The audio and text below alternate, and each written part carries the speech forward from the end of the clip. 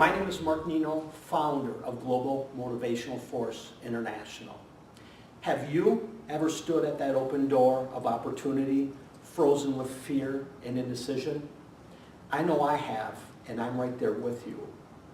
Today, I'm going to share with you my story that is a foundation for Global Motivational Force International. We all have a story, an opportunity, an open door, if you will. And at times, each one of us needs assistance through that door. That's Global Motivational Force International. Here's my story. That summer day, when I told my mother what I was about to do, she looked at me and said, "Mark, are you nuts? You could get yourself killed." It was the summer of 1990. Some buddies and I were at a local pub having a few drinks, talking about something fun, exciting, and adventurous that we could do that summer. And after exchanging a few ideas, our buddy Jeff said, "You know what? I know some folks that went skydiving not that long ago, and they said it was one of the best experiences that they had ever had in their life." We all kind of took a double look, and we all knew instantly that's what we wanted to do. We all looked at Jeff and said, "We're all in. Get it set up." So there we were, 2 weeks later, 4 of us and myself on our way to Chippewa Falls, Wisconsin, to the Indian Head Parachute Club. Now you need to understand, in order to go skydiving and do a solo jump for the first time with a static line, you have to go through what's called a 3-hour jump school. So we get to the parachute club, we get into the jump school, and one of the first things the jump master explains to us is how safe skydiving is relative to all the other everyday things in life that we can do, whether it be riding in a car, flying in a plane, perhaps whitewater rafting. Her whole point, the jump master is trying to make that skydiving is safer than all those things. However, she went on for the next 2 hours and 58 minutes and explained everything that can possibly go wrong with your parachute when you jump out of a perfectly good plane. Now, I didn't pick up the nickname Rapid Dog Rhythm Boy for nothing. The time jump school was over, I was convinced that my parachute would not open properly. In fact, in my mind, I was already devising ways and excuses that I could get out of jumping. When we get done with jump school, our jump master tells us, "Well, we have a few groups going up before you guys, so why don't you go catch yourself some lunch? When you get back, we should be ready for you." So we're on our way to get lunch, and like I said, I'm thinking excuses. And the big campaign that was going on at that time was a Just Say No to Drugs campaign. So that's how I was convinced they'd say to my buddies, "Just say no."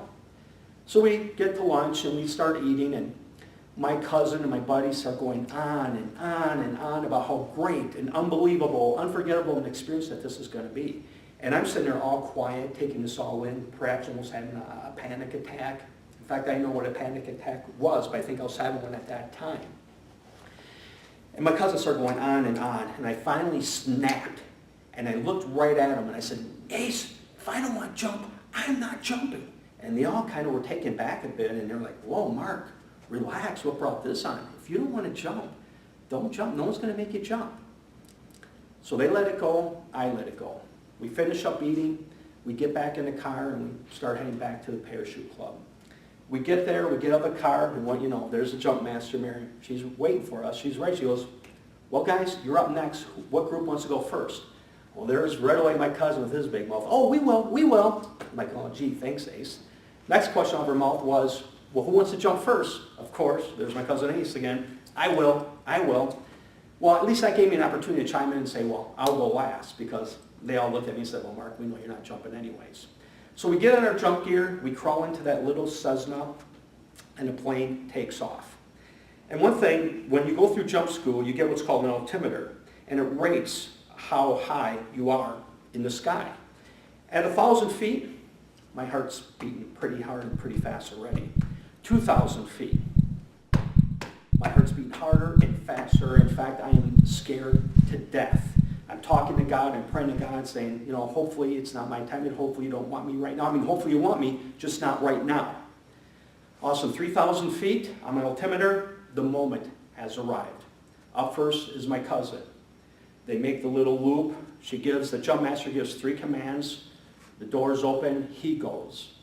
The plane makes the next loop around. Next up is my buddy Jeff. Once again, she goes through the 3 commands, and away he goes. Now my opportunity has come. The plane's making a loop. I'm scared to death. I'm not know for sure if I can go through with this yet, and I'm kind of shimmying myself in somewhat ready position. Also, I looked at the jump master, and she looked me right in the eye and shouted out the first command, "Get ready!" And I'm like, okay. So I shimmy myself in a ready position. She opened up the door. I kind of looked there, and I looked out a little bit, and a big gush of wind came and kind of blew me back in. I looked at her with this fear in my eye, and she looked straight at me again with that glare and shouted out the second command. And that command was, "Get out!" I'm like, okay. So I reached for the wing bar of the wing, and I start grabbing onto it, and I start shimmying myself out onto the plane. So there I am, dangling 3,000 feet in the air. And one thing they taught us in jump school, when you're dangling there, you get yourself to where you know you're comfortable and ready to go. And then you look to the jump master for the third and final command, which I did. And then she yells the third and final command, which is, "Go!" And then you release. And what they taught you in jump school is like going down the slide, belly first. You just arc back and you count 1,005. I was so scared I couldn't even count. I just prayerfully said, "Open, open, open." Finally, by the 5th open, the parachute shot out like a jet. It was like a beautiful little bear hug. Immediately, I grabbed my straddles to make sure all my ram air chutes are open. And the minute I knew I was alive, I was like, yes! It was the best experience I've ever had in my life. Now you might be thinking, well, hold on there a second, Mark, back up here a bit. You were just going on and on how just say no to drugs campaign, you weren't going to jump, you were convinced. Why the change of heart? What made you jump? Well, there are 2 main reasons that I jumped that day. Reason number 1 was when we got done eating lunch at the jump school, we started heading back, done eating lunch and heading back to the jump school when we were in a car, I had a little visual of how my car ride home would go with my buddies. Listen to them talking about how great and unbelievable of an experience that this was, and it'll be the best thing that we've ever did, and we'll never forget it. And then knowing that I could not be part of that conversation, and how would that make me feel? That was reason number 1. Reason number 2 was the jump master.